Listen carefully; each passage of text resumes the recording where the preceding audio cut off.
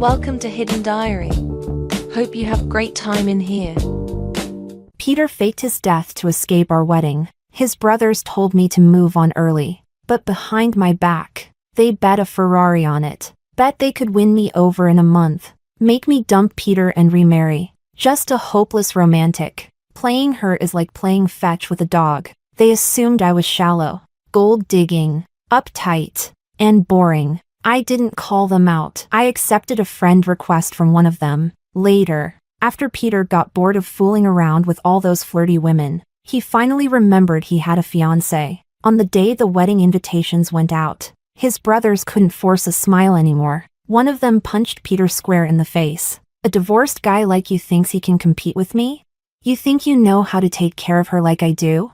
Chapter 1. A Ferrari key landed on the coffee table with a clang, thrown by Peter. Helen's head over heels for me. No way she'd ever cheat. He twirled a wine glass between his fingers. Smug and confident. I was her first love. First kiss, hell. Even when she got her first period in high school, I was the one who bought her pads. What's that saying? Pavlov's dog? I snap my fingers and she comes running, begging for my attention. Outside the door, I had been working hard to summon up the emotions of a lost love returned until that sentence shattered everything. Laughter exploded inside the private lounge. Let's make a bet, said his friend Gabriel. I'll win over Helen in a month and get her to call off the wedding herself. Someone chuckled. Gabriel, are you that desperate? Taking over Peter's leftovers? Gabriel just shrugged. I've seen plenty of manipulative women who play hard to get cold on the outside, but deep down they all just want to marry rich and sell themselves for a high price. High-class ice queens? Please. Playing hers like walking a dog. The more they drank, the worse their words became. Peter didn't deny any of it. He lazily flicked a lighter onto the table. Don't say I didn't warn you. Final semester of senior year. I caught a cold. Helen traveled 2 hours back and forth just to bring me pear soup. What do you have that even comes close? I quickly rubbed my eyes red, ready to push open the door and tearfully confront Peter. Then, suddenly, floating in front of me, bullet comments. It's over. The male lead's fake death escape got exposed. Here comes the dramatic memory loss arc. Poor heroine, after she loses her memory, she gets kicked out of her house, and the second male lead dates her for a bet, then emotionally abuses her and dumps her. She ends up mentally broken and jumps into a lake. Don't worry. This is a regret and win her back story. The more she suffers early on, the more satisfying the male lead's groveling redemption later will be. I froze. The eye drops I'd used just now slid down without warning. Wait. What? Am I the heroine in one of those tragic romance stories? Chapter 2. I've been a poser since I was a kid, loved showing off. To be the top of the class every time. I'd secretly study until my textbooks were falling apart, while pretending it all came effortlessly. All just so people would look at my brother Alex and say, same parents. How come the brother's so much worse than the sister? Every time that happened, my dad, my mom, and my brother would all look furious. And that made me feel great. Also, I'm a sucker for good looks. That's why I fell for Peter. The eldest son of the Kim family, sharp-tongued and mean, once made 3 girls cry in a single break just by mocking their love letters. But he was rich, handsome, and the bad temper? Whatever. After all, my dad once slapped me so hard I went half-deaf. And afterward, he casually said, "You're just going to be married off for family alliances anyway. As long as your face is fine, it's all good." No way the Kim family would accept me as their daughter-in-law. So to avoid being handed off to some bald, pot-bellied old man, I decided to become Peter's loyal sidekick. When he dated someone, I'd keep watch for him. When he skipped class, I'd take notes for him. When the young master was in a good mood, he'd publicly claim to protect me. That let me study in peace instead of being dragged to pointless banquets by my dad.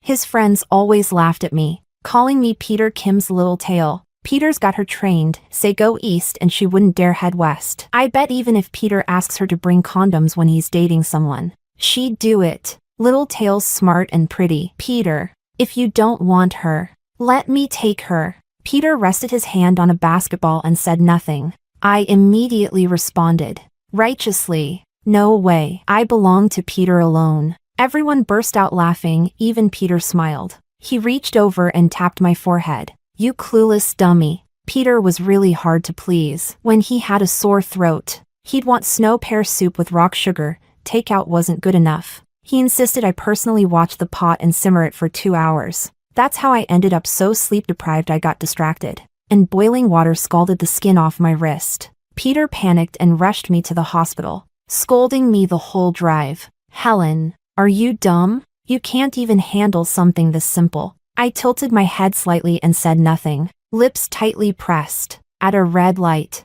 he couldn't help but glance at my perfectly posed profile, then suddenly said, Helen, I'm okay with dating you. I blinked, then replied almost instantly, sure. I almost truly fell for Peter. But I've had so little love in my life, I had to squeeze real feelings out of something fake. Peter, on the other hand, had so much love, so much that he could toss it away like garbage. From school uniforms to wedding dresses, Peter and I spent 10 years together. But realizing someone you once liked is rotten, that takes only a moment. Good thing for us bad girls, we never fall in love. Chapter 3. Young Master Kim really is something. Taming the cold. Aloof top student like a dog. Too bad Helen's totally clueless about flirting. I wonder what the Ice Queen would be like in bed. Peter Kim kicked him impatiently and lazily pulled out a cigarette. Quit talking nonsense. She's your future sister-in-law. He lit the cigarette, sounding a little regretful. To be honest,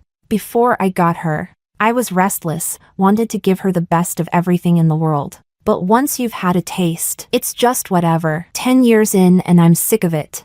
I wanted to call off the engagement, but my family wouldn't allow it. So I figured, fake my death to lay low for a while. Besides, watching the Ice Queen sob her heart out for me was kinda entertaining. The room filled with a round of suggestive chuckles. Gabriel raised an eyebrow. If I manage to win Helen over, that new Ferrari of yours is mine. Peter took a drag, clearly annoyed. If you can actually get her to stop clinging to me, then do whatever the hell you want with her. Deal. The bullet comments were still rolling in. Don't be sad. Heroine. The male lead just hasn't figured out his feelings yet. One tear from you and he'll start regretting everything. He talks tough. But wait till he sees you smiling at the second male lead. He'll come crawling back to mark his territory like a jealous dog. The comments claimed Peter and Gabriel would gradually discover their true feelings through this bet. Once the truth came out, both of them would be full of regret, and along with the other male characters,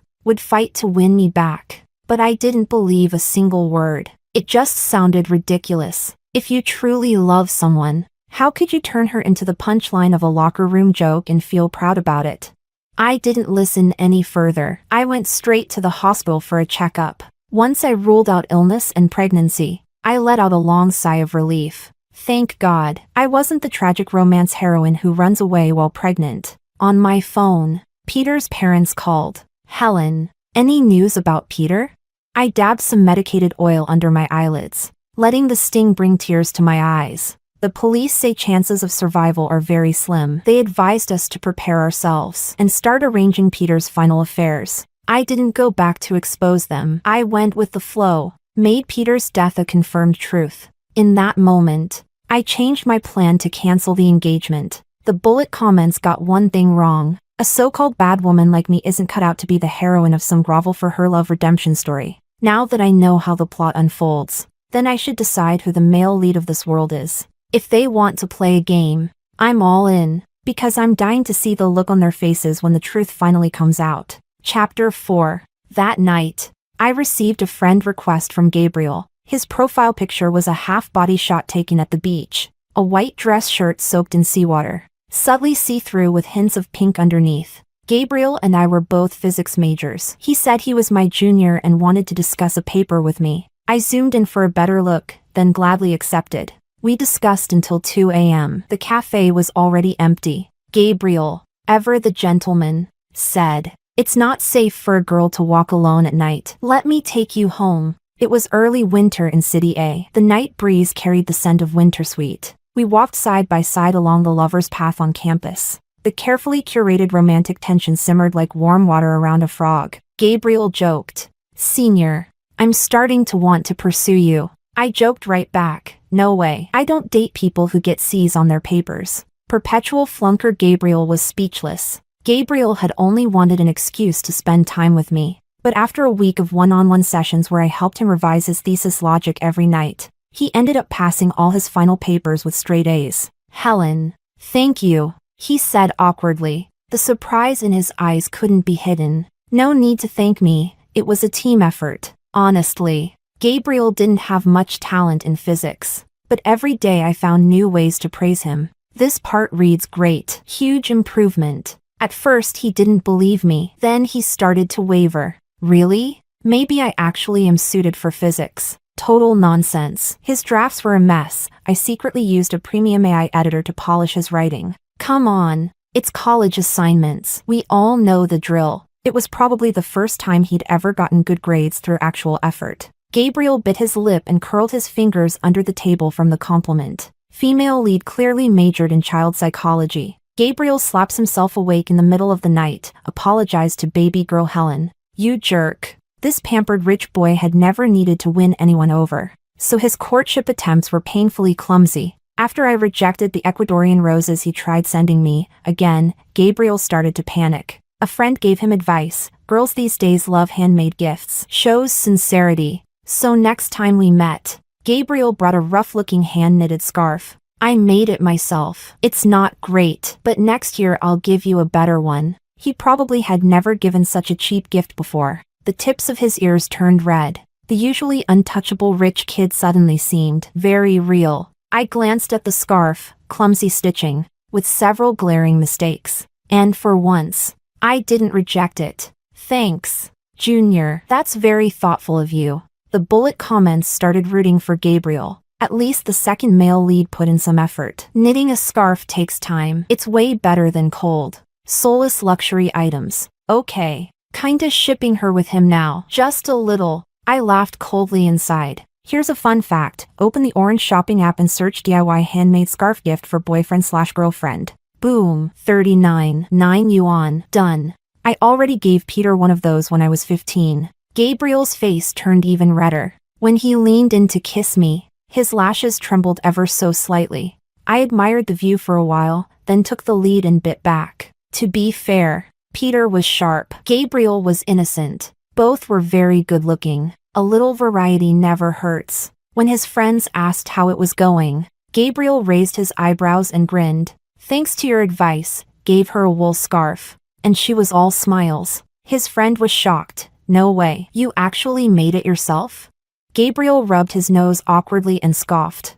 I thought she was just some gold-digging schemer. Turns out she's a hopeless romantic. Didn't even need a real plan to hook her. Just wait. I've got this bet in the bag. His friend shook his head, a bit concerned. Helen seems like a good person. Don't mess around and end up catching real feelings. The bullet comments flew across the screen. This guy's putting on an act. Helen so much as smiles at him. And he's probably already picked baby names in his head. Mouth says, gold-digging schemer. Inner voice says, she's amazing. LOL. Classic under a second male lead. Acts cold and cocky but is clearly falling for her. So sweet. Falling for me? Please. I immediately resold the scarf and the LV carryall, plus the Hermes Birkin bag he sent along with it. Earned 39 million yuan in total. Let's just call it tutoring fees. Gabriel wasn't hard to figure out. Forget the wild parties and flashy sports cars, just like his cat photos on WeChat. And he'd feel seen, eventually. I even learned his cat's name was Chubby, but he didn't even know. I'm allergic to wool. TSK. TSK. By the time I got back to the apartment, it was already 7 p.m. Lucas had dinner ready and laid out on the table. Every dish was exactly to my taste. Sis, you're home late today. He set the utensils down behind me. The movement so close it felt like he was wrapping me in a hug. He always had these subtle little gestures, yet those beautiful doe eyes looked so innocent and wronged. I reached out to pat his head and didn't explain much. Something held me up. Let's eat. A shadow of something darker flashed in Lucas's eyes, but he quickly covered it up and obediently served food onto my plate. The bullet comments were full of envy. Meanwhile, Gabriel's out here giggling over his scarf, unaware the villainous third male lead just stole the whole house. God-tier drama, real-life love triangle literature with all the messy tropes. Hiiii, a mere side character. Huh. Unlike Gabriel's loud and flashy courtship, my encounter with Lucas had been a complete accident on my side. At least, I was surrounded by street thugs when Lucas stepped in and took a knife for me. A 10-centimeter gash tore down his arm. He gritted through the pain and shielded me until the bodyguards arrived, then collapsed in my arms from blood loss. Looking at that face, made even prettier by the pallor of losing too much blood, I had to admit, Lucas's entrance may have been cliché, but it was damn effective. After getting stitched up at the hospital, Lucas looked at me with pitiful eyes and said he had nowhere to go. Once he moved in, Lucas took it upon himself to handle all the chores. Every evening I came home to hot meals, spotless floors, a perfectly drawn bath, and even a faint trace of aromatherapy in the air. He remembered everything I liked, slowly and silently embedding himself into my life. But then, I caught him on the phone, and he wasn't the obedient little sweetheart he usually played in front of me. He was smirking, voice dripping with contempt. Sleep with her? She's used goods. Wrecked by my brother. Only an idiot like Gabriel would fall over himself bringing her gifts. Once she falls for it, I'll get a few photos. That's all I need to win the bet and humiliate both my brother and Gabriel. Turns out, all those meals were cooked by a maid and just delivered. I didn't call him out. In fact, I was kind of excited. After all, isn't it more satisfying to tame a rebellious puppy? Soon, the bullet comments filled in the gaps for me. Lucas is actually kinda tragic. He's Peter's half-brother, the illegitimate one left to rot overseas. Their dad never really cared, just sent hush money once a year to keep the mom and kid alive. Lucas's mom forced him to copy everything Peter did, down to the exact same outfits. After more than a decade of this, he snapped. Only people who've been starved of love know what another unloved person really wants. Lucas, for all his arrogance, secretly loved sweets and pastries, but not a single piece of candy could be found in the apartment, because Peter hated sweets. When Lucas's mom found out, she forced him to eat an entire jar of white sugar. She didn't stop until he was so sick of the taste. Just smelling it made him nauseous. I had a clear image of Lucas by then, rich but unloved, jealous of Peter, yet desperate to become him, even wanted Peter's fiancée for himself. So after that, every time I went on a business trip, I brought back some local snacks for him. The first time I gave Lucas a piece of chocolate, he silently accepted it and carefully placed one piece into his mouth. From then on, the meals were no longer made by a maid. Lucas cooked them himself. I bought a camera and took Lucas sightseeing all over City A. We pinned photos onto a wall at home. All the teenage memories Peter had once lived, I gave them to Lucas. One by one, we acted like a perfectly ordinary couple, strolling across campus, grabbing snacks at the mall. Whoever got home first would wait for the other. After dinner, we'd cuddle up to watch a movie. Every time we went out, I would hold his hand and say, "Let's go home together later." And the more I said it, the more he started to believe it. Eventually, no matter how late I came back, Lucas was always waiting for me on the couch. Before work, he'd nuzzle into my neck and whisper, "Sis, I'll be here waiting for you." I'd tilt my head back with a giggle, it tickled, and mess up his hair in revenge. Be good. See you tonight. So simple, just one piece of candy, one photo, a few small routines and warmth. And somehow, Lucas played the role so well, he really started to believe it. Chapter 5. Lucas's tank top was a size too small today. As he bent down to ladle soup into my bowl, his tight waistline and six-pack abs peeked out. I reached out to pull his shirt back down. While I was at it, I casually ran my hand along his back. "It's getting chilly. Don't catch a cold." Lucas tugged at the corner of his lips, a smile that didn't quite reach his eyes. The bullet comments rolled in. LOL. Lucas is throwing bedroom eyes at a blind woman. I think male lead number 3 is getting suspicious. The heroine used to hug and kiss him every day. Now she's acting cold. That kid isn't eating dinner. She must be sneaking snacks elsewhere. This plot is falling apart. Weren't we promised a heartbreak and redemption romance? Whatever. The heroine's eating good. Let me sub in for a couple episodes. After dinner, Lucas went to wash the dishes as usual. Then he brought out a plate of neatly sliced fruit and set it in front of me. "Sis, who did you meet today?"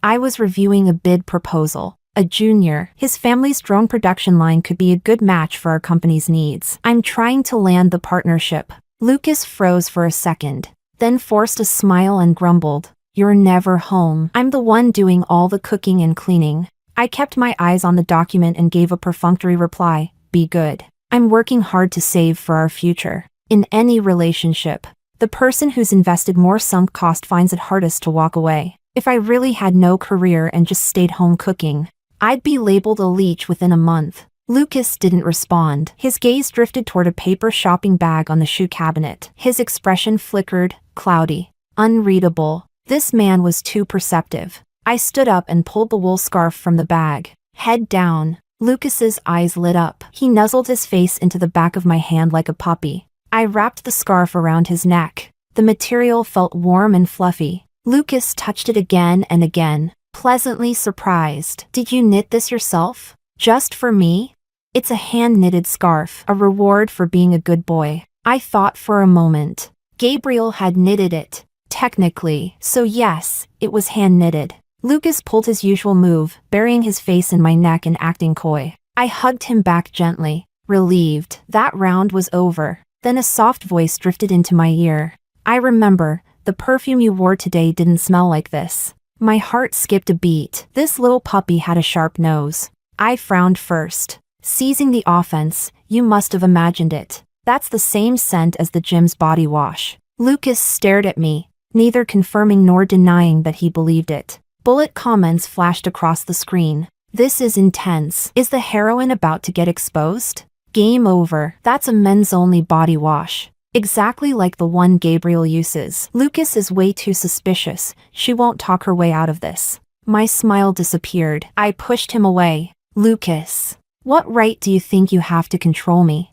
My voice was blunt and cruel. "You already know. I'm never going to marry you." Lucas's face went pale in an instant, like he couldn't believe how someone who had been all smiles moments ago could turn so cold. So fast. He panicked and reached out to grab my hand, but I pulled away. I rolled up my sleeve, revealing the scars left by hangers. The Sue family doesn't keep useless people. If I can't bring profit to the company, they'll marry me off. I've truly enjoyed the time we spent together. Seeing you was like seeing my old self, but we can't stay trapped in the past. I have to take responsibility for my future. Lucas's pupils contracted. His fingers trembled as they reached toward my scars. "So everything, your kindness to me, us shopping at the supermarket, watching movies on the couch, decorating the apartment with photos, cooking, kissing, hugging, was all just your way of healing your childhood trauma?"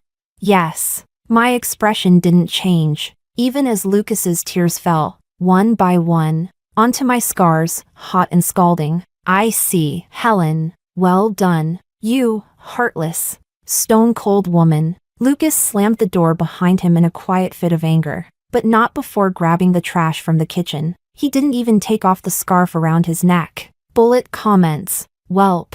She blew it." Male lead number 3 finally opened his heart and got ready to accept her. And the heroine doesn't even appreciate it. Why is she just standing there? Go get Lucas back. He's a villain. This whole sweet guy act was just part of his plan to seduce her. It's over for the heroine, unless she runs to the main lead or second male lead right now. She's getting shipped off overseas to mine coal. After reading the bullet comments, I didn't go chasing after him. Instead, I lit my usual scented candle, showered, did my skincare routine, just like always, except that before bed, I posted something to my only visible to one person friend circle, suddenly craving pork congee with preserved egg. After I'd fallen asleep, Lucas posted to his own feed, "In your dreams." The next morning when I woke up, pork congee was bubbling gently in the kitchen. In the steamer were molten-centered custard buns. Lucas was standing at the sink, face dark,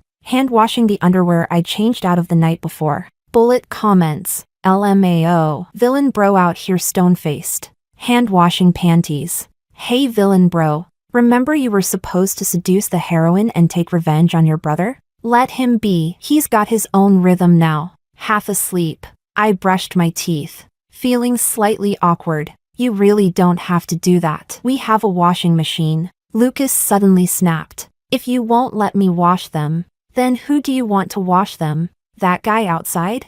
What do you even take me for?" He turned his face away sharply, tears welling in the corners of his eyes. After a long pause, he said softly, If I help you win that project, would you consider choosing me?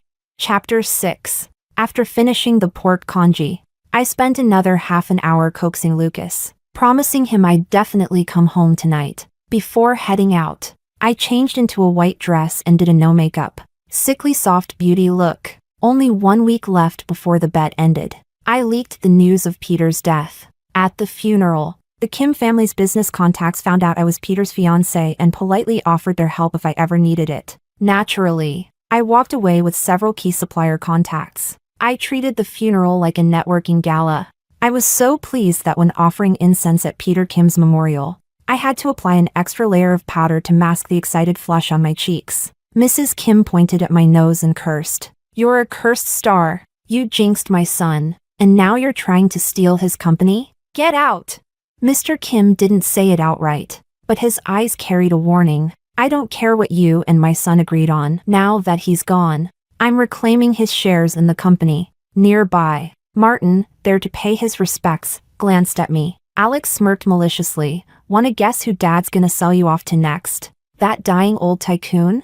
Bullet comments. Wait. Doesn't Peter's mom know he's not actually dead? Why is she blaming everything on the heroin? Is it even your company? Sir? Peter barely worked there. Sounds like a clean grab for free shares. Excuse me? Peter's fake death has nothing to do with the heroin, yet the whole family's treating her like a spy. The heroine's family sucks too, neglectful parents, trash brother, a full set of red flags. I lowered my eyes. Didn't argue back. Peter and I co-owned a joint venture. That was the only way I could build a stepping stone under Martin's watch, one that could let me escape the Sioux family. As I bowed, I leaned toward Mrs. Kim and whispered with genuine affection. There's an old saying in imperial times, they called it a widow's fate. When a woman's destiny is too noble, unworthy husbands bring illness, loss, or even death upon themselves. Meanwhile, the widow goes on to live better and better, marrying higher each time. So yes,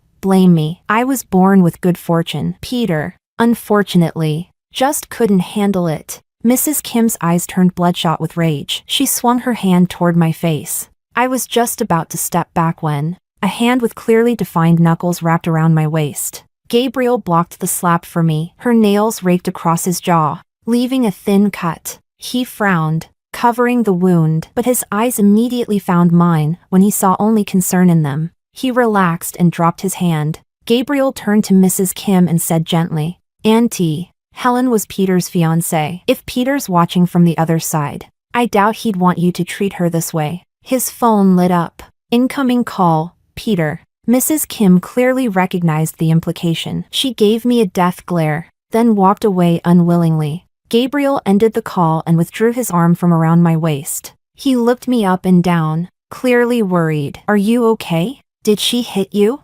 I shook my head, and he let out a sigh of relief. Auntie Kim was way out of line. You're incredible, Helen. Peter was lucky to almost marry someone like you. He emphasized almost with a little too much glee. I smiled back and lightly traced his injury with my fingertip, my eyes shining. Let's clean that up before it gets infected. Bullet comments. Come on. It's obvious. Peter's still looking out for her. He even called Gabriel mid-funeral to protect her. But the man won't open his mouth. Just stacking up misunderstandings. Gabriel is so gentle and considerate. Sure, he ran his mouth early on, but look how protective he is now. Even learned how to knit for her. What? Y'all don't love Lucas anymore? Brooding little wolf dog with trauma and a possessive streak? That's peak romance material. The bullet comments started arguing over who I should choose again, once they finally quieted down.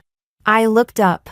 The bathwater had already been changed twice. I had set an alarm. Someone's looking for me. I'm heading back. Gabriel, who had just taken off his shirt, looked up with a frown. What? You got someone waiting at home? His eyes glistened, and he nudged his chin against my knee. I nodded with a smile. Yeah, there is someone else. I paused and added, needier than you. Gabriel laughed, thinking I was joking. After all, Peter was still relaxing on a yacht. How could anyone be waiting at my place? All right then, let me, the side piece, drive you home. But before we got to the house, Lucas emerged from the garage shadows. Helen's sister. Who's that man? His smile was as gentle as ever, but his eyes were dark, obsessive, laced with madness. A fling is one thing, but why bring him home? Does he know how to take care of you like I do? Chapter 7. Gabriel looked at him, then at me, face stiff. Sister, what does he mean by that? So what now? I got demoted to being the side piece in my own story? He said it like a joke, but there was no smile behind it. For the first time, I felt a headache coming on. Bullet comments. Oh. Heroine's plot just collapsed. Told y'all she should have stuck to the classic tragic romance arc. Now she's ruined both male leads. Why is everyone yelling? She did say she had someone at home. If Gabriel didn't believe it, that's on him, not her. Still, Gabriel stepped protectively in front of me. Once he recognized who the other guy was, his gaze turned condescending. Lucas? The rat that hides in the dark? What? The sewers overseas weren't filthy enough for you? Lucas didn't flinch. He curled his lips into a mocking smile. Isn't this Peter's dear brother? What's the deal? You fall for the fiancé he left behind and decided to serve her too. Honestly, sometimes I start shipping you too. After saying that, Lucas deliberately tugged at the wool scarf around his neck. A bad feeling surged in my gut. Sure enough, Gabriel saw the gray scarf and completely lost it. He lunged at Lucas, punching him straight in the face. That scarf, I gave it to sister. Why the hell is it around your neck? You sewer rat bastard. How dare you lay eyes on my woman? Does Helen even know who you really are? Lucas cut him off, shielding the scarf while staring straight at me with an icy gaze. Sister, you said this was handmade. You said you knit it just for me. Bullet comments. LMAO, it was handmade, just not by her. Gabriel knitted it. Why is Lucas still clutching the scarf like it's his baby? Even now? Stop questioning it. They're both madly in love and unhinged. Let them be. Stop it. Both of you, I said, more annoyed than anything, trying to get someone to break them apart before the scene got even uglier. Then my phone rang. Gabriel glanced at the screen. Lucas realized who it was, Peter, and froze too. Gabriel, how's Helen? Did my mom give her a hard time? Gabriel looked at my back and replied in a calm voice. She tried to hit her. I stopped her. She's fine, Peter joked. Still clinging to that bet?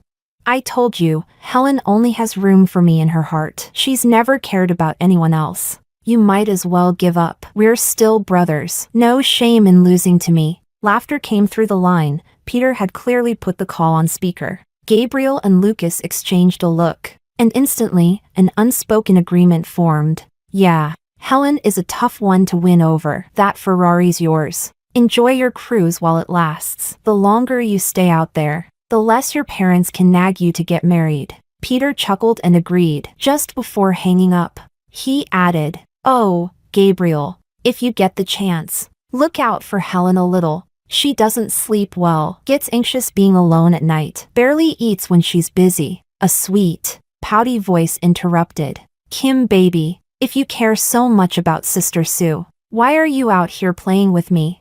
Honey, she's boring. You're way cuter. Pick any jewelry set you like, I'll buy it. Gabriel didn't say a word. Peter didn't care. He hung up. Bullet comments. At this point, Peter's a total flop. Let Gabriel take the lead already. No. Peter's just putting on a front. He'll come back once he realizes what he's lost. He did take care of her. One guy in the bedroom, one in the kitchen, body and soul, both pampered. Before leaving, Gabriel gave Lucas a warning. Watch your mouth. Don't let sister find out Peter's still alive. If you do, I won't hesitate to expose your dirty little secrets. Lucas stared at me as I came hurrying back, his eyes dark and stormy. He sneered. Don't get too smug. If we're talking about who came first, you're the one who's last in line. Let's not forget, you're not even allowed inside the house sister and I share. Gabriel's face turned pale. The cut on his jaw began to bleed again. I frowned. Want to come home with me and take care of that wound? Gabriel looked at Lucas with a trace of pity. Lucas's hands were trembling in anger. His eyes filled with tears as he glared at me. Then he turned and stormed off. Helen, I'm never falling for you again. Chapter 8. After hanging up, Peter felt a vague sense of unease. Beside him, the young starlet he was entertaining was putting on makeup in front of the mirror, red dress, red lips, seductive and dazzling. Yet Peter found her annoying. He thought, Helen never wore makeup like that. Helen was clean and delicate, like a glass of plain water, bland over time, but when she was far away, Peter started to miss her. He figured it was about time to head home. It had just been a momentary impulse, a search for excitement. Helen would forgive him, just like she did when they were 17. All she needed was a little sweet talking. After all, she loved him so much. They were supposed to get married. Besides, with the way the Sue family was, if Helen didn't marry him, her father would just sell her off to someone else. If not him, then who else? Only he was the best option for Helen. Peter logged into an old Weibo account he hadn't used in ages, default avatar. Basic profile. The only person he followed was Helen's alternate account. National college entrance examination results are out, 686. Finally brave enough to go after what I really want. Peter remembered 18-year-old Helen had tugged at his sleeve in the stairwell, hesitating before asking, Peter, will you apply to South City University with me?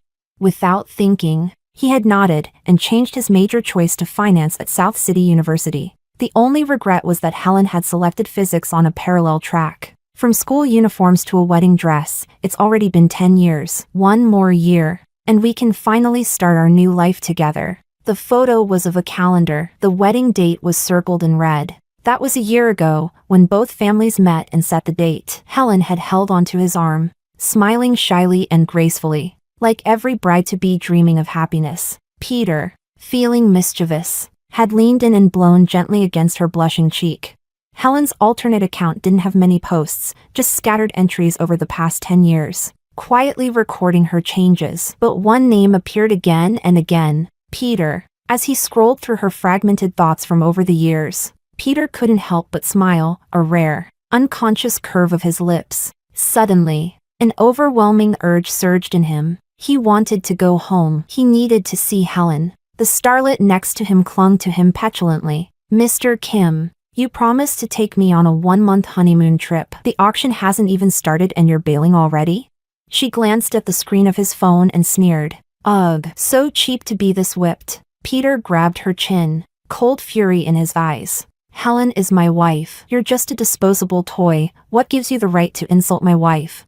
He turned away, issuing orders. Cancel the rest of the itinerary. Call the helicopter. I'm going home to see her, tonight. On the way home, Gabriel was unusually quiet. As soon as we arrived, he avoided me and made a phone call, cut off all business ties with the Kim family. He was set on causing trouble for them. Maybe then they'd be too busy to eye someone else's wife. Naturally, he also moved into my place without asking. I had no time for these childish little turf wars between men. With the supplier contacts I'd gained at Peter's funeral, I finalized a partnership with the Song Corporation, and while I was at it, secured several more lucrative contracts. As soon as the payments cleared, I led the core team out of the company and started a new one. Clean cut. No more being dragged down by the Sue family's mess of debts. It all happened so quickly that by the time Martin realized what was going on, the deals were already sealed. News of my deal with Gabriel reached the Sue family in no time. The moment I stepped in the door, Martin glared at me, raising his hand to slap me hard. A deal this big with the Song family and I wasn't even informed? Do you even see me as your father anymore? But before the blow landed, a man in a black suit grabbed his wrist midair. Alex reacted first, pointing at my face and screaming, "You money-sucking wretch! You've gone completely insane!" Smack! I slapped him across the face. The wedding ring on my fourth finger cut a bloody gash across his cheek. It looked brutal, as his pig-like scream rang through the house. I calmly took the handkerchief offered to me and looked around at the entire family. From now on, if anyone in this house insults me, I'll slap Alex. One insult, one slap. I'll stop when I feel satisfied. My mother trembled, eyes brimming with tears, but too afraid to speak. After a long pause, she finally stammered out, "He's your brother. How could you hit your own brother?" I stared at her until she couldn't hold my gaze and looked away. "Mrs. Sue, you never once stood up for me when Martin and Alex humiliated and tormented me. No need to speak up now. I picked up a golf club and swung it into Alex's precious wall of collectible figurines. Alex clutched his chest in horror and screamed, "Dad, call the police! Call them now!" I said lazily, "Dad, a sister disciplining her younger brother, just a family matter. Why bother the authorities?" That was what he said the year I turned 16, after he beat me so badly I lost hearing in one ear. And those things? You forgot? I bought them. I can smash whatever I want. Over the years, the Sue family had been selling off every valuable asset to keep the company barely afloat. Everything new here was added after I got engaged to Peter. This family lived in luxury funded by selling off their daughter. Now it was time they gave it all back. Soon, a car pulled up outside. It was Gabriel. Alex ran over, hugging Gabriel's leg and shaking all over. "Gabriel! Helen's lost it. Please, get someone to take her away."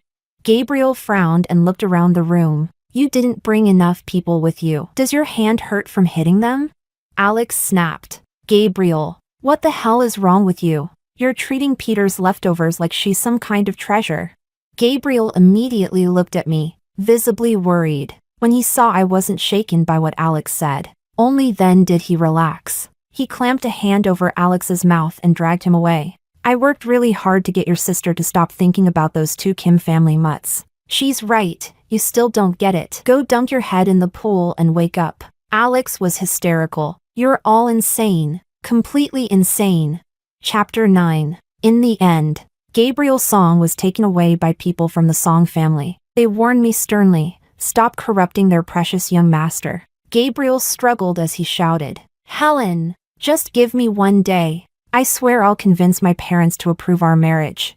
I didn't entertain his delusion. Marriage was always just a means to an end. People who grow up without love can't offer it to others. Women like me, ruthless and calculating, only ever trust ourselves. Adrenaline surged through me, every drop of blood in my body feeling like it was about to combust, buzzing with excitement and a hint of jealousy. Gabriel would never understand. He may be a fool, but he was a fool blessed with a loving family. I called Lucas. He waited a long time before picking up, his tone mocking. "Helen, do you still think I'm the obedient little dog who came running whenever you called?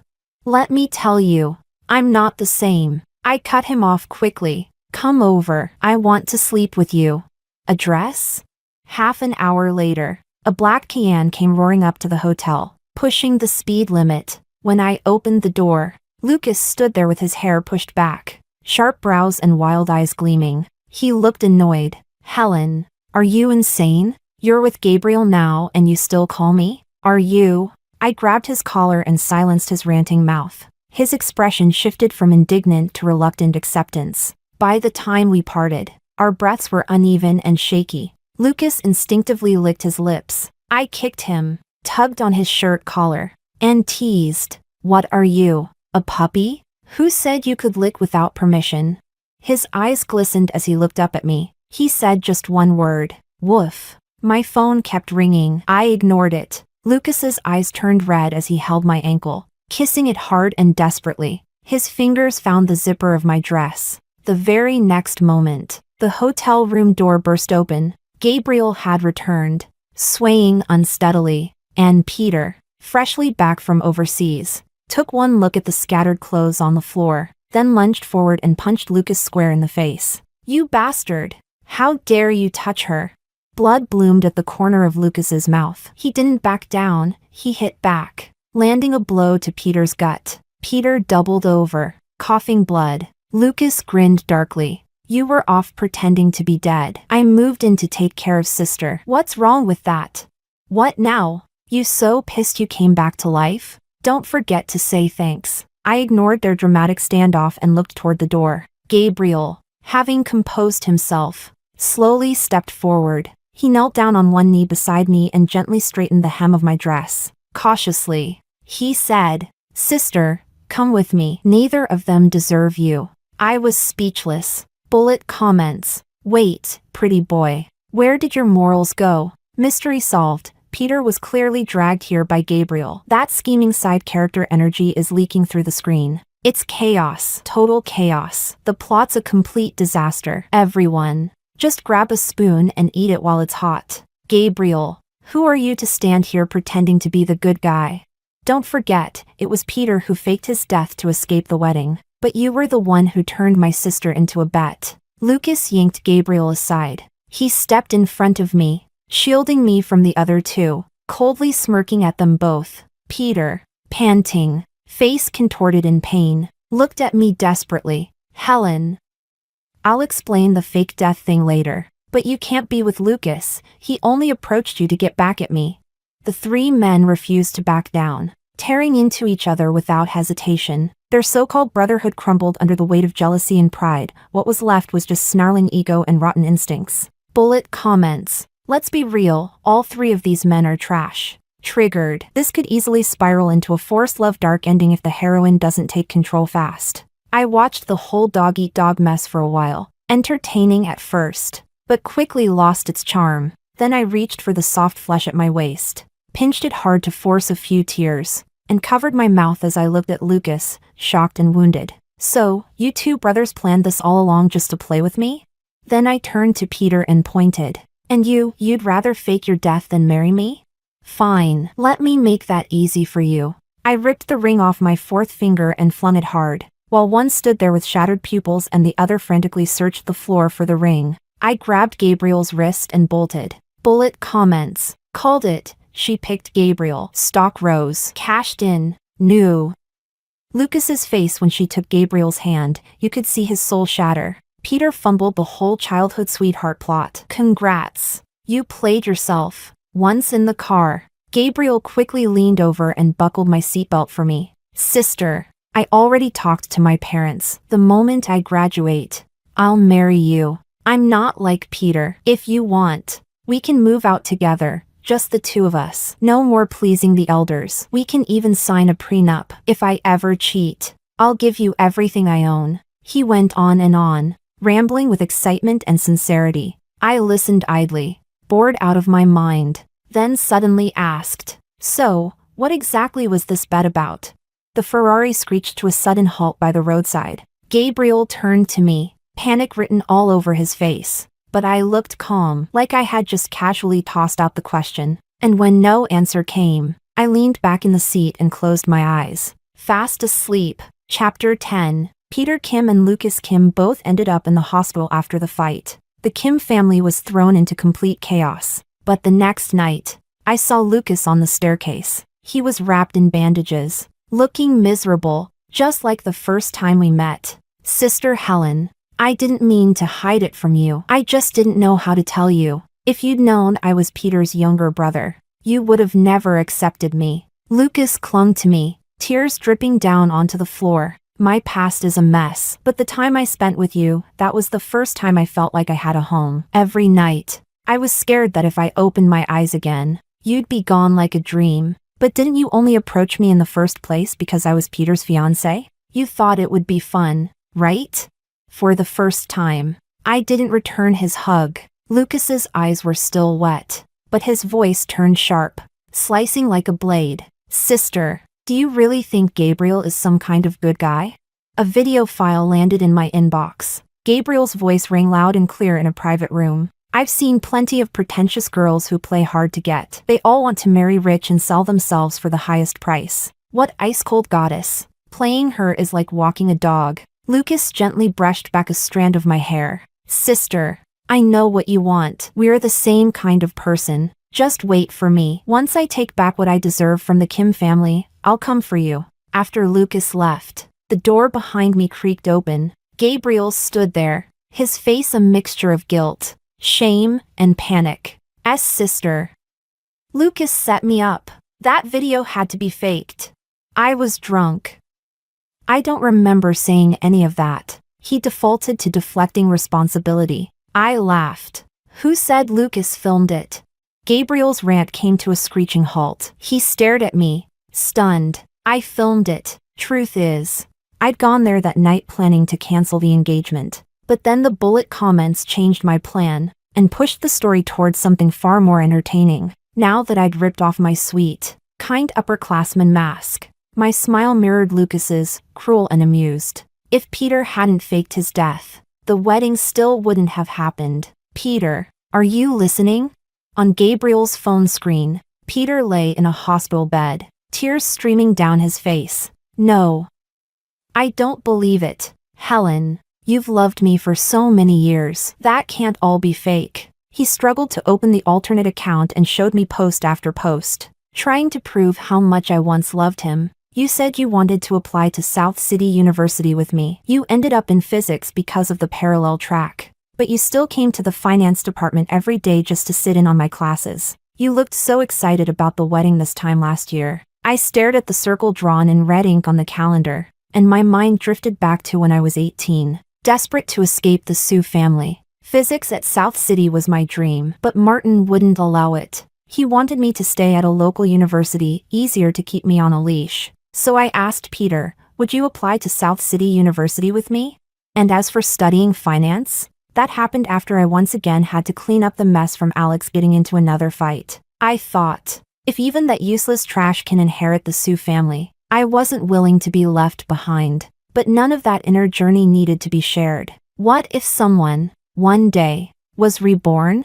I wouldn't give them any chance to turn the tables. I simply lowered my eyes, letting a perfect tear trace down the side of my face. Still the most flawless curve. I said, it's all in the past now. Let's just forget it. It'll hurt less that way. And with that, let the guilt drive you right out of my life. Chapter 11. Peter was rushed into emergency care. Originally, his injuries weren't that serious until Lucas went to visit his dear brother. Just a little more, and the Kim family would have been left with only one heir. The Kim family and the police both started hunting for Lucas. He became a sewer rat, skulking in the dark, hiding wherever he could. When my company was listed on the Hong Kong Stock Exchange, the only one who came to see me off was Gabriel. He still hadn't given up. Sister, he said, maybe it all started as a bet, but I got serious. I really like you. That's disgusting. What?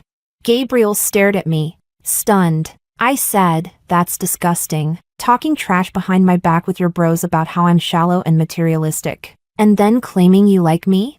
I smiled brightly and said it again. If that's what you call love, then yes, it's absolutely disgusting. Gabriel broke again. As I was about to leave, I suddenly remembered something. I said one last thing to him in the gentlest voice I could manage. Gabriel, I'm actually allergic to wool. He froze, and then bit his lower lip.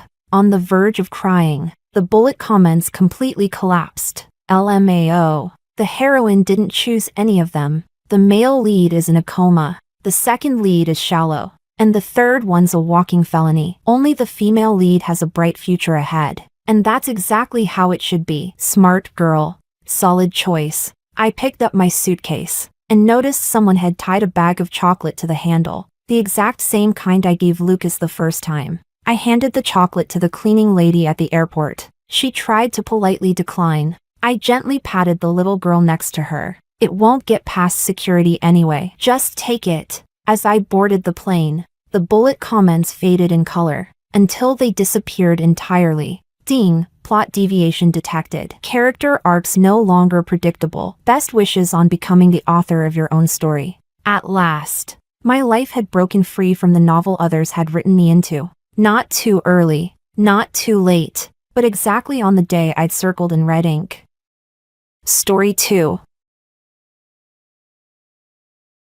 Reborn. The first thing I did was rush back home. In my previous life, during the housing reform year, Ryan secretly gave the savings we had worked hard to save for 2 years to Elena just to give her a home. Over the next decade, housing prices skyrocketed, and Elena became a wealthy woman admired by everyone. As for me, I was stuck living in a cramped 30-square-meter-old flat. After being laid off early, I struggled day and night selling street food to support my family. The day I collapsed, Ryan was traveling across the country with Elena. Chapter 1. Laura. Congratulations. I heard your family is getting a 3-bedroom apartment this time. TSK TSK. Laura is so lucky, she's got a house and is marrying a teacher too. TSK TSK. I closed the courtyard door amidst the murmurs of envy and jealousy. Once inside, I headed straight to Ryan's bedroom. Taking a deep breath, I shakily pulled open the desk drawer. In a square, iron mooncake tin, I saw my stash of money still sitting there. I counted it, no more, no less, just over 900 yuan. In my previous life, Elena used this money to buy a house and achieved financial freedom a decade later. But I am bolder than her this time. I plan to take this money and head south. Ryan and I were supposed to get married next month, on the 18th of the lunar calendar. But in this life, that wedding is never going to happen. I secured the money close to me and was about to leave when I heard voices outside the door. Startled, I quickly returned to my own room. Chapter 2. Brother Ryan. Are you really giving me your housing quota? The woman's voice was clear and full of disbelief and joy.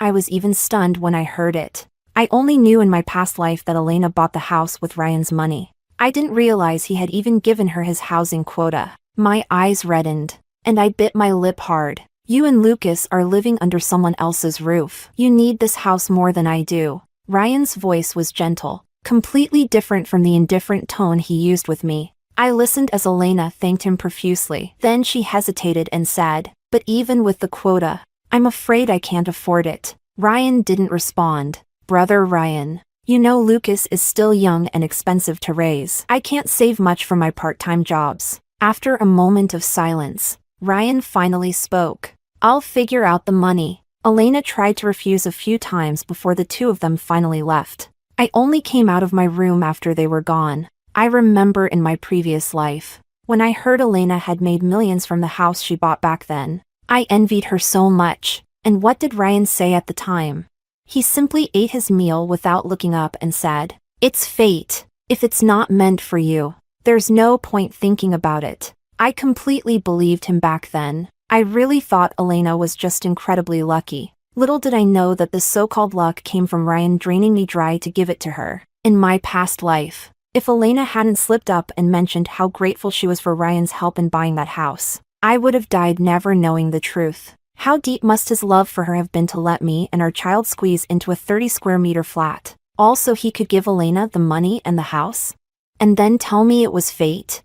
Thinking about it now, Chapter 3. After the two of them left, I sat quietly in the room for half the day. By evening, I went to Ryan's room, took out the mooncake tin, and placed it on the dining table. Chapter 4. That night, I cooked a chicken stew and steamed a big pot of rice for myself. After finishing the meal, I opened the lid of the mooncake tin. Inside, apart from my savings of over 1,000 yuan, there was also Ryan's salary from the past 2 years. It totaled exactly 2,600 yuan. In addition, there was the housing certificate issued by his workplace and some receipts for daily purchases. When Ryan returned and saw the open tin, he frowned. Chapter 5. Ryan and I had known each other for a long time. Around here, once you're engaged, it's practically the same as being family. It wasn't unusual for us to share responsibilities, and no one would question it. That's why I had trusted him enough to keep my savings with him.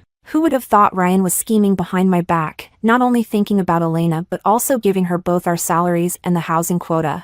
He ruined my entire life. Chapter 6. Why did you take the tin out? He frowned, looking at me unhappily. In the past, I would have already greeted him at the door. Ryan was handsome and well-mannered. After graduating from university, he worked at a research institute. I had once been very satisfied with this fiancé, even giving him my whole heart. But I was wrong. I just found out today that my father borrowed some money from his colleagues. I planned to use this to pay them back first. My mother passed away early. My father was a middle school teacher. He was always dedicated to his job and treated his students with care. Ryan had been one of my father's students. Back then, Ryan's family struggled financially, so my father not only tutored him for free but also secretly gave him pocket money several times. Even some of his high school tuition fees were covered by my father. Ryan wasn't the only student my father helped. So despite being a teacher for a lifetime, my father hadn't saved much. Sometimes, he even had to borrow money from colleagues for emergencies. Hearing this, Ryan didn't doubt me.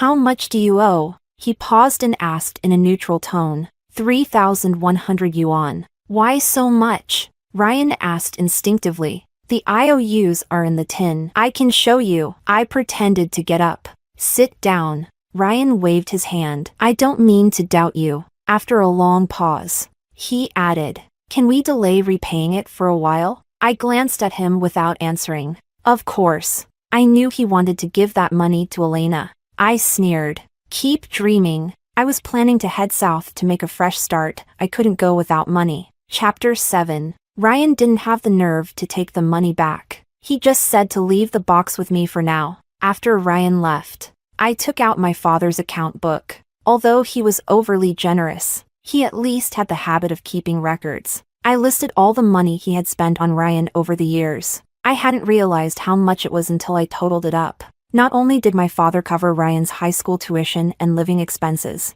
but he also gave him a lot of support during college. I added it all up, 2,800 yuan in total. That was 3 years worth of my father's salary if he didn't spend a penny. I took Ryan's 2,600 yuan out of the mooncake tin. As for the remaining 200 yuan, I considered it gone for good. I carefully hid the money, planning to return the box to Ryan the next day. What was mine, I would take with a clear conscience. What wasn't, I wouldn't touch, not even a cent. Chapter 8. When Elena showed up, I was making breakfast. The fire burned in the stove, and the white rice grains tumbled in the pot. I vaguely heard Elena's tearful voice. "They're so cruel. How could they hit you?" My hand paused as I scooped the rice. I walked out of the kitchen to see Elena with red, swollen eyes. Her long hair fell over her shoulders, and she was practically curled up in Ryan's arms. "What are you two doing?" Hearing my voice, Elena quickly turned and wiped her tears. Then she looked at me and said, "Sister-in-law, don't misunderstand. It's just that I had nowhere else to go, so I came to see brother Ryan." The three of us had known each other since childhood. 10 years ago, most houses here were still made of wood, and people lived close together.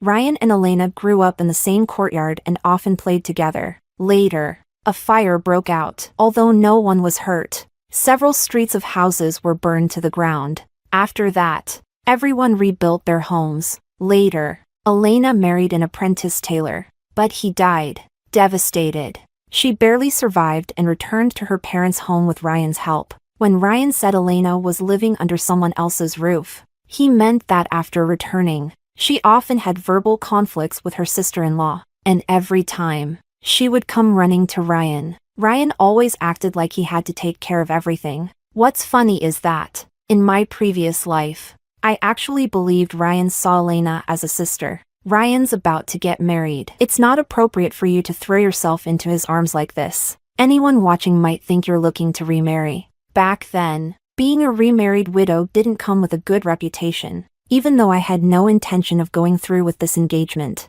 I couldn't resist taking a jab at her. Elena's face changed, and she instinctively looked at Ryan. Ryan frowned and scolded me. "What nonsense are you spouting?" I sneered and ignored them, returning to the kitchen to finish cooking. Outside, the sobbing resumed and continued for a while before finally quieting down. Chapter 9. After breakfast, I headed to the factory. I worked as a quality inspector at the MSG factory. After graduating from high school, I was assigned to this job. The factory was doing okay for now, but a few years later, when the economy took a downturn, it faced restructuring, and I lost my job. Coming back this time, I already knew the factory's performance was steadily declining, although most people hadn't realized how serious the situation was. I planned to sell my position. In my previous life, those who were bold during the early stages of reform and opening up reaped the first wave of benefits. Back then,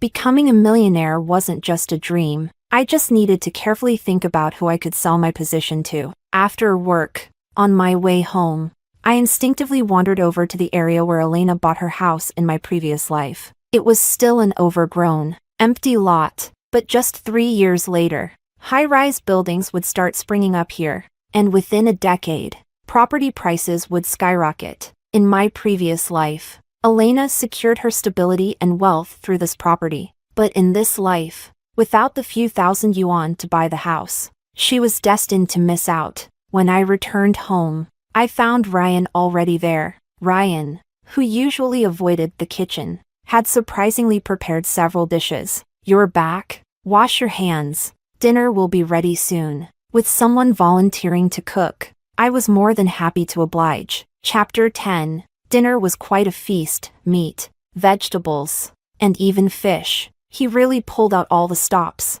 Sure enough, as soon as we started eating, I noticed Ryan's hesitant expression. I kept my head down, eating my food as if I hadn't noticed. Ryan, unused to being ignored by me, wanted to start a conversation but didn't know how. At that moment, Elena showed up again. The wind outside was strong, and Ryan thoughtfully invited her in and handed her a bowl of hot tea. She sat down and immediately began thanking me cheerfully. She said she was grateful that I agreed to give her the housing quota and even lend her money to buy the house. I looked at her and pretended not to know anything. Quota? What housing quota? Elena froze, immediately looking nervous and turning to Ryan. Big brother, does sister-in-law not know about you giving me the housing quota? Ryan didn't say a word and just looked at me. Elena's eyes sparkled with triumph, though her tone remained apologetic. Oh, big brother, I know you care about me and Lucas, but this is such a big decision. You should have at least mentioned it to your future wife, even if you're not married yet. Anyway, it's your property. Oh, look at me talking too much. I'll leave now. Brother, sister-in-law, Ryan reassured her softly. Don't worry, it's my decision. Just go home and relax. After she left, I calmly continued eating my dinner. It wasn't until I finished the last bite and stood up to leave that Ryan finally spoke. Laura, we need to talk. Chapter 11. I sat back down calmly. He hesitated before saying, can we delay paying back your dad's debt? No. I rejected him outright. There was no room for negotiation. If he willingly handed over the money, fine. But if he insisted on taking it back to fill Elena's bottomless pit like in the previous life, I'd bring out my father's account book. In any case, now that the money was in my hands, there was no way he'd use it for Elena this time. And what's this about a housing quota? You gave a housing quota to an outsider? Ryan, what do you take me for? Something this important. Don't you think you should have at least mentioned it to me? Yes, it's true. The housing quota was his. But for such a big decision, he hadn't said a word. Not to mention, in the previous life, he had even given away my salary to her, proving just how little I mattered to him. We don't need the housing quota right now anyway. Giving it to Elena isn't a big deal. She's living at her parents' place, constantly being mistreated by her sister-in-law. Can you really stand by and watch that? It's just a quota. It wasn't even yours to begin with. Why are you making such a fuss? I nodded. All right. So that's how it is? Fine, you're right. The housing quota isn't mine. You can give it to whoever you want. It has nothing to do with me. I stood up, not wanting to exchange another word with him, but Ryan added, we can repay your dad's debt slowly. Elena's situation can't wait. Give me the money, and I'll take it to her first. Ryan reached out his hand, speaking as if it was the most natural thing in the world. Chapter 12. I went back to my room and brought out the mooncake tin. Ryan thought I had compromised, but when he opened the lid, he saw only receipts and an account book. What's this? I motioned for him to take a look. Ryan's expression darkened as soon as he flipped through the first page. By the time he finished, his face was grim. What do you mean by this? I pulled out another notebook where I had recorded all the expenses my father had spent on him and flipped to the last page. Over the years, you've taken 2,800 yuan from my father. Ryan took a deep breath. Are you asking me to pay back the debt? I nodded. If you want to see it that way, then yes, think about it however you want. But let me be clear, you're not giving that money to Elena. According to this record, you still owe me over 200 yuan. Originally, I had intended to write off the loose change, but now I wasn't willing to let it go. You wouldn't want people talking behind my father's back even after he's gone, would you? Ryan looked at me in disbelief. You're really calculating everything this precisely? I smiled lightly. Even close families should keep clear accounts. This time, Ryan was speechless. Laura, I never expected you to be so calculative. Do you still want to have the wedding next month? Ryan actually tried to threaten me. I couldn't help it. My eyes turned red. He had always been so well behaved in front of my father, and his work performance after graduation was excellent. 2 years ago, when my father fell critically ill, he was worried no one would take care of me, so he entrusted Ryan to look after me. It was Ryan who reassured my father, promising to marry me and care for me for the rest of my life. I had never openly expressed my feelings for him before, but it was those words, and the way he stayed by my side through the painful days after my father's death, that made me fall completely for him. And now, he was threatening me for Elena. I sneered. Did he really think I couldn't live without him? If you want to call off the engagement, I'm perfectly fine with that. Ryan seemed stunned by how readily I agreed. Before he could react, I suddenly smiled. Actually, if you care about her so much, you don't necessarily have to buy her a house. After all, money won't solve her problems right now. Ryan frowned. What do you mean? I smiled. Her sister-in-law only targets her because she thinks Elena is freeloading at home. If I give her my job, she'll have a stable income and someone to look after her child. Wouldn't that be even better? Seeing that Ryan hadn't processed my words yet, I continued. Of course, I'm not that generous, but you can trade your housing quota for my job. Chapter 13. Ryan thought it over for 2 days before agreeing. Although Elena didn't get to buy a house, she secured a stable job. With a steady income, her troubles at home were resolved. She was happy, and the same day I got the housing quota, I spent 1,000 yuan to buy the property. I was even happier. Spending 1,000 yuan for a future worth millions? Absolutely worth it. Chapter 14. Ryan thought that by giving my job to Elena, I was simply preparing for our wedding next month, so he didn't think too much about it. But what he didn't know was, I had already bought a train ticket heading south. I was leaving tomorrow. Chapter 15. When Ryan came home, I had just finished packing all my things. Why are you packing so much stuff? Seeing that I hadn't made dinner, Ryan went to the kitchen and cooked 3 dishes and a soup. I stuffed my bundle into the cabinet. I had too much stuff, so I was organizing. Ryan handed me a bowl of soup and then took out a wad of cash from his pocket. Elena just started her job. I lent her 50 yuan. Here's 30 yuan for you. I paused for a moment but calmly accepted the 30 yuan, even though most of it went to someone else. This money was owed to my father. I took it without guilt. We ate in silence, and the atmosphere felt awkward. Ryan looked at me and cleared his throat. Don't worry, after we get married, you can stay at home and relax. I'll take care of the finances every month. You'll be in charge of this household. As he spoke, the tips of his ears turned slightly red. He even seemed a little hopeful. I sneered. So next month, you're not lending your sister more money? I couldn't resist throwing in a jab. Ryan looked at me, surprised. She has a job now. Why would I lend her more money? I was stunned. I didn't know what to say, but it didn't matter anymore. Once I left, whether he ended up with Elena like in the previous life or married someone else, it would have nothing to do with me. Before bed, Ryan brought out a stack of wedding invitations and asked me who we should invite. I looked at the bright red invitations and lowered my head. You decide. I returned to my room and locked the door. Chapter 16. This time, I didn't take much with me, just 2 sets of clothes and my money. I sewed the cash and important items into the collar of my clothes with a needle and thread. The rest, I wrapped up and stuffed into my socks under my feet. I'd rather the money stink than arrive at my destination penniless. Just as I was about to fall asleep, Ryan knocked on my door again. When I opened it, I saw him holding a sandalwood box. I raised an eyebrow in surprise. What's this? Come here. He reached out to take my hand, but I instinctively pulled away. He paused, withdrew his hand, and pushed the box toward me instead. Open it and see. His eyes were filled with nervousness and hope.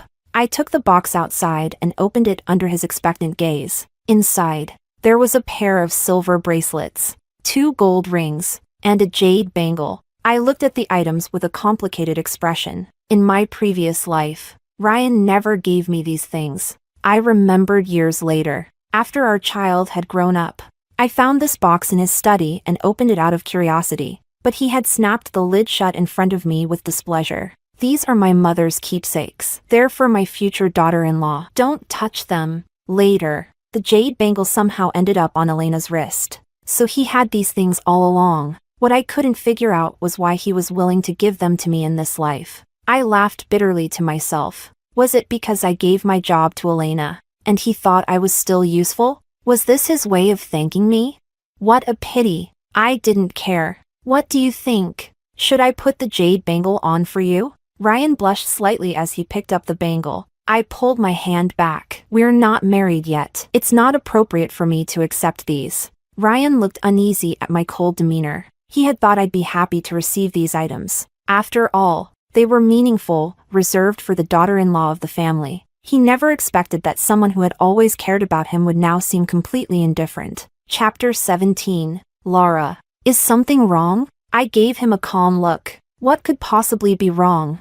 I just didn't care anymore. I didn't need any of it. I turned around. Take your things back. I closed the door again. But even until midnight, I could still hear footsteps pacing back and forth outside my door. The next morning, Ryan was already gone. I picked up my luggage and boarded the green train heading south. It was a 2-day and 1-night train ride, packed with people. At every stop, vendors crowded the platform, selling snacks, fruits, and street food.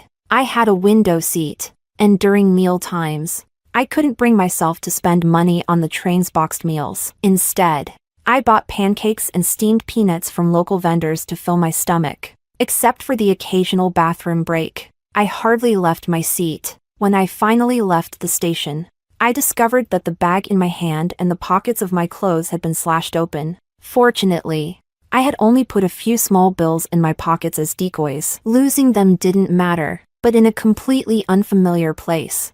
I was nearly dragged into shady motels near the station several times by aggressive touts. Without saying a word, I broke free each time and clung tightly to my bundle. Eventually, I found refuge in the hallway of a hospital. The next day, with the help of the hospital's security guard, I managed to rent a room in a nearby residential building. My first job was working as a shop assistant at a wholesale market. In just 2 months, I went from knowing nothing to skillfully organizing stock and preparing orders for the customers who came to pick up goods. Gradually, I noticed that the market was saturated with stores selling clothes, shoes, and socks. The competition was fierce. Popular styles sold out quickly if shops didn't stock enough inventory. Customers who couldn't get what they wanted simply went elsewhere. But if stores overstocked, and the styles didn't sell, the goods would pile up and sit unsold. My boss often faced this issue. On the surface, the shop seemed profitable, with large shipments and big sales.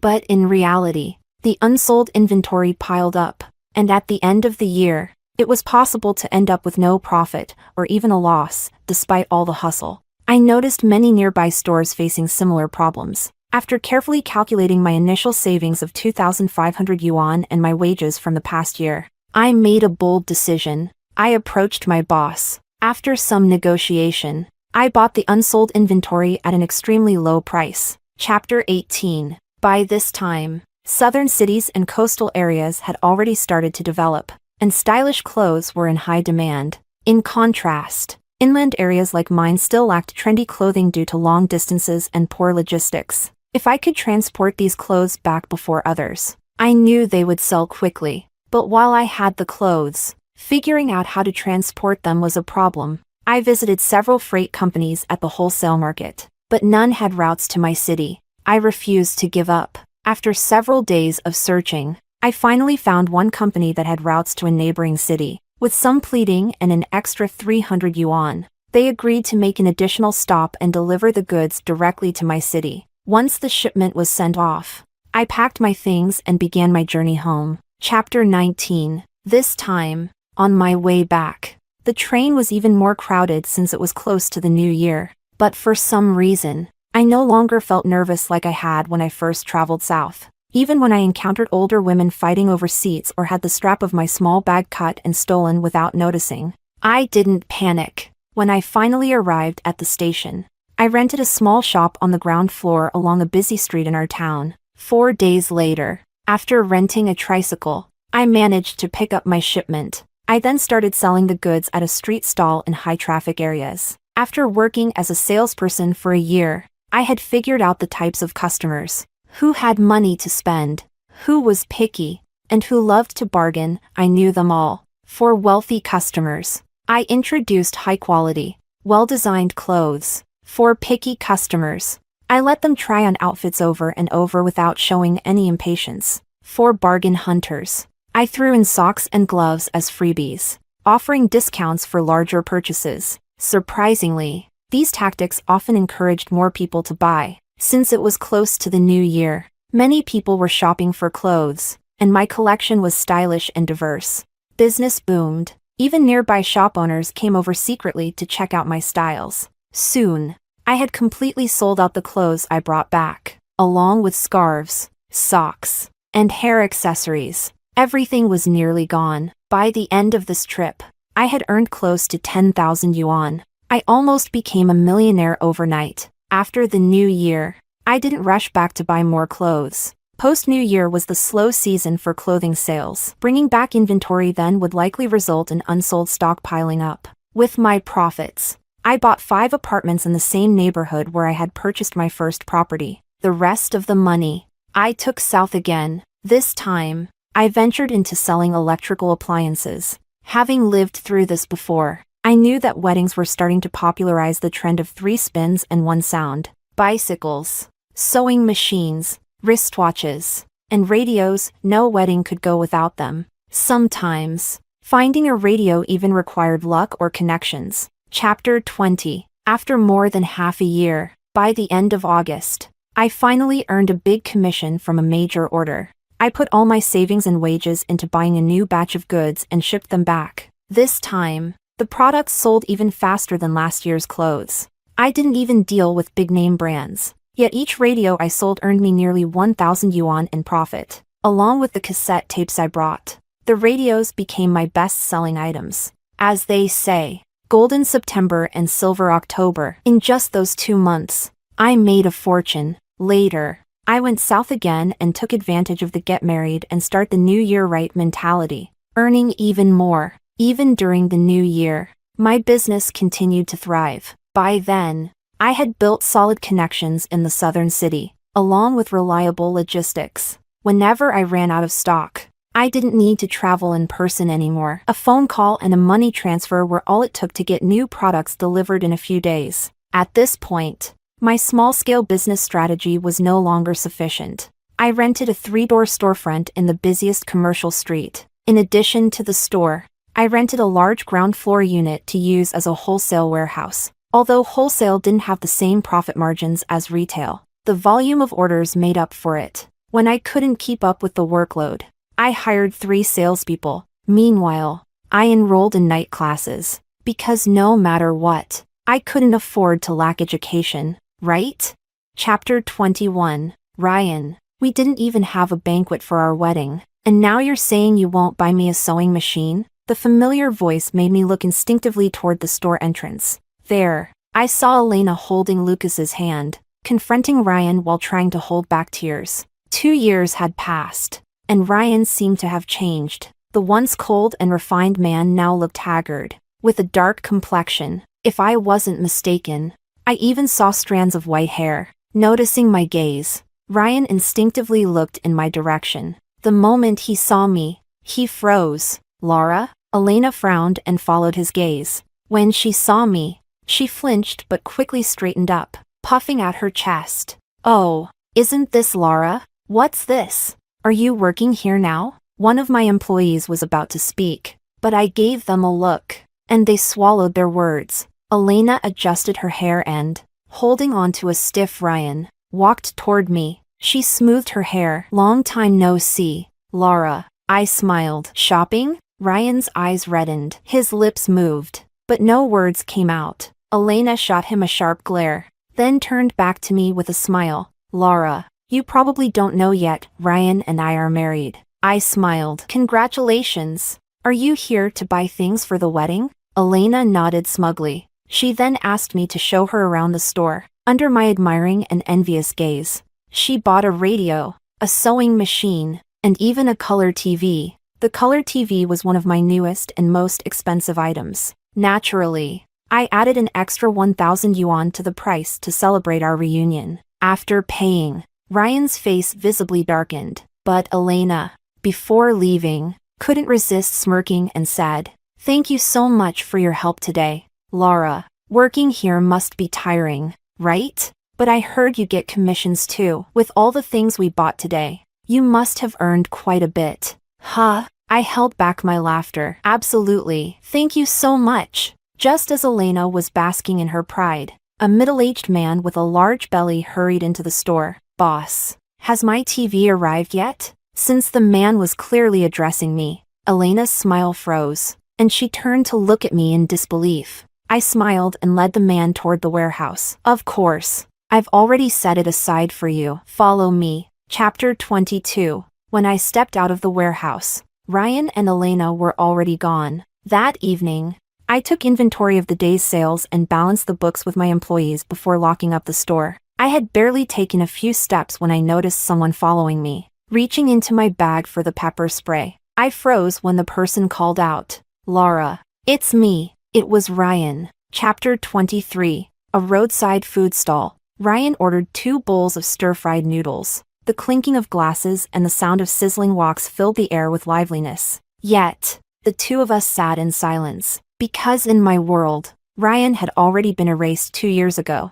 In fact, over these past 2 years, I could count on one hand the number of times I had thought about him. My focus had been solely on making money and buying property. If Ryan hadn't suddenly appeared today, I might have already forgotten what he looked like. When the noodles arrived, I picked up my chopsticks and started eating. I was hungry. Meanwhile, Ryan continued staring at me with a complicated expression. Finally, after a long pause, he asked, "Laura, have you been doing well these past few years?" I nodded without hesitation. Very well. And I meant it. Especially after leaving Ryan. I had been doing incredibly well. He stared at me intently, his expression heavy. "Laura, I'm sorry." I froze mid-bite. I hadn't expected Ryan to actually acknowledge his wrongdoing. His face turned pale. "I know you left without saying goodbye because you were too disappointed in me. We were engaged. Yet I never cut ties with Elena. Instead,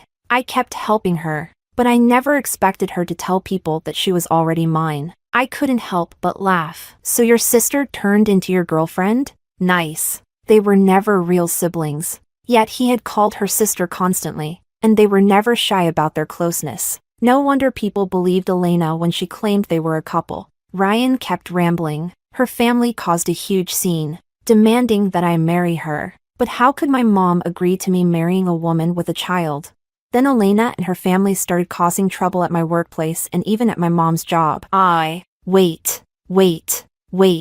I raised my hand to stop him. I had zero interest in hearing about his mess. I set down my chopsticks. "You're already married. Talking to me about this is inappropriate. Enjoy your noodles. I'm leaving." I took out 100 yuan and handed it to the stall owner before quickly making my exit. We all lived in the same area. How could I not know what Elena's family was like? They were worse than vampires. When Elena got married, her family demanded a hefty dowry but didn't even provide her with bedding for the wedding night. How could her in-laws respect her after that? Naturally, her married life turned into a disaster, and she ended up back at her parents' house. Ryan had known all of this, but blinded by his infatuation, he thought Elena was perfect. Now that he was entangled with her family, he finally realized the nightmare he was in. But, too late. He could only deal with the consequences now. Chapter 24. After that, Ryan came to see me several more times. Every time, he hesitated. Every time, he seemed on the verge of saying something but stopped. He kept catching me off guard. In the end, I had enough. I invited Elena over and had her hide behind the scenes while I faced Ryan. "You've been coming to see me so often lately. What exactly do you want?" I asked. Ryan seemed to summon all his courage before looking up at me. "Laura, do we still have a chance?" I scoffed and didn't bother to hold back. "You're married. And you're still trying to hit on me?" "No. She tricked me. I can divorce her." Ryan shot to his feet. She was already married and had a child. If she hadn't seduced me, how could I have ended up marrying her? You don't know what it's been like. Ever since I've been with her, everyone laughs at me behind my back. They say I'm a second-hand dad who gave up gold to pick up someone else's leftovers. Before he could finish, a loud voice interrupted. "I'll kill you, you shameless bastard. What's wrong with having a child? Does he eat your food or carry your name? You call me leftovers? And what about you? You're nothing but a rotten cucumber. You're just all show and no substance. If I'd known you couldn't last 3 seconds, I'd rather have died than marry you. Pa, amid the chaos, as insults and shouting erupted, I calmly put on my sunglasses and walked away. Life is long. Maybe their misery was only just beginning, and I was so glad I had walked away when I did.